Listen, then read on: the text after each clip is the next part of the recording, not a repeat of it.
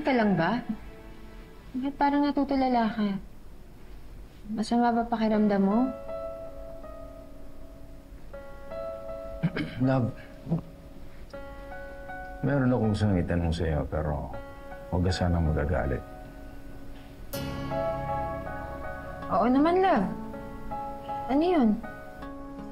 I was observing you and Betsy kanina and ino-observe ko yung body language niya and your facial expressions and halata naman na nagdadahilan lang si Betsy kanina.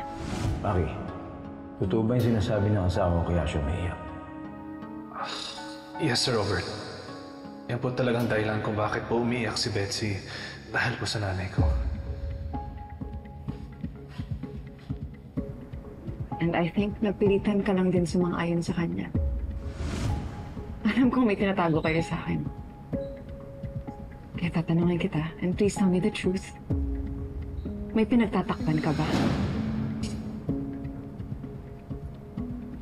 Tulad ng sinabi ni Betsy kanina, naawa lang siya sa nanay ko, kaya siya napaiyak. Maki, please. Tell me the truth. Gina, yun na yun.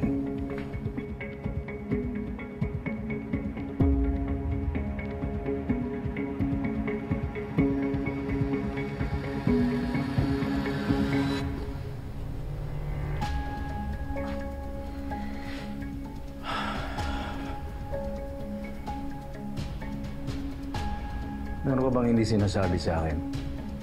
Ha? Na ano?